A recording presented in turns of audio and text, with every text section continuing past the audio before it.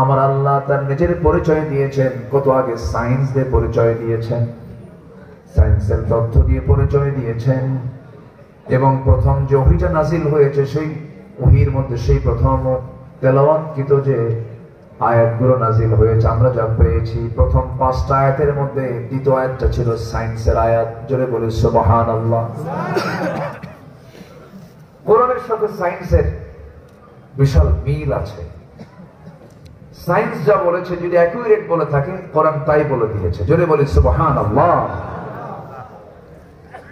প্রথম যে ওহীটা নাজিল হয়েছে, যারা পারেন ঠোঁট মিলিয়ে বলুন ইকরা বিসমি রাব্বিকাল্লাযী খালাক খালাকাল ইনসানা মিন আলাক।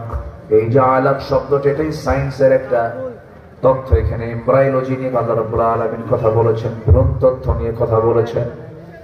আবার নিজের পরিচয় দিতে নিয়ে সূরা ফুরকানে বলছেন আলোকিত চাঁদ এবং প্রদীপ্ত সূর্য, অর্থাৎ সূর্যের নিজস্ব আলো আছে, চাঁদের নিজস্ব কোনো আলো নাই। এটা বিজ্ঞান প্রমাণ করে নাই, বিজ্ঞান কোরআন থেকে ধার নিয়েছে। জোরে বলি সুবহানাল্লাহ। গোটা পৃথিবীর এখন একটা আলোচিত, সবাই কম বেশি জানেন যারা স্টাডি করেন, এই পৃথিবী নিয়ে একটা গবেষণা আছে। সেটা হলো এই যে আমরা বসে আছি এই জমিনে,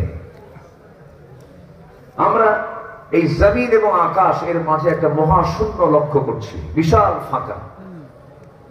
এই মহাশূন্য ছিল না, এটা জিরো ছিল। এই মহাশূন্যতা একসময় ছিল না। আকাশ এবং জমিনটা ছিল একসঙ্গে লাগানো, একসঙ্গে কি লাগানো ছিল। বিজ্ঞান বলতেছে প্রচন্ড একটা ধাক্কার মধ্য দিয়ে এই মহাশূন্যের সৃষ্টি হয়েছে।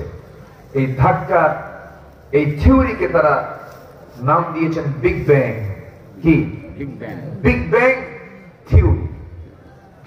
অথচ এই বিগ ব্যাং থিওরি হালে আসলো আর আমার আল্লাহ কত আগে বললেন। আল্লাহ রাব্বুল আলামিন বলেন আওয়ালাম ইয়ারাল্লাযীনা কাফারু আন্নাস সামাওয়াতি ওয়াল আরদা কানাতা রাতকান ففتقناهما وجعلنا من الماء كل شيء حي জোরে বলুন আল্লাহু আকবার। কাফেররা কি খেয়াল করে না আল্লাহ রাব্বুল আলামিন এই আসমান এবং জমিন এর মাঝে বিশাল এই মহাশূন্যতা সৃষ্টি করেছেন প্রচন্ড ধাক্কার মধ্য দিয়ে। কিসের মধ্য দিয়ে? ধাক্কার মধ্য দিয়ে। তাহলে বলুন বিজ্ঞান যা প্রমাণ করতে চেয়েছে, বিজ্ঞান প্রমাণ করেছে না কোরআন থেকে ধার নিয়েছে? কোরআন থেকে ধার নিয়েছে। কোরআন থেকে ধার নিয়েছে। সকল জ্ঞানের মূল উৎস হলো কোরআন। আপনি কি চান এটা দিবে? এটা দিয়ে আপনি ব্যক্তি চালাবেন, নিজের জীবন হবে, পরিবার হবে, সমাজ হবে, রাষ্ট্র হবে, গবেষণা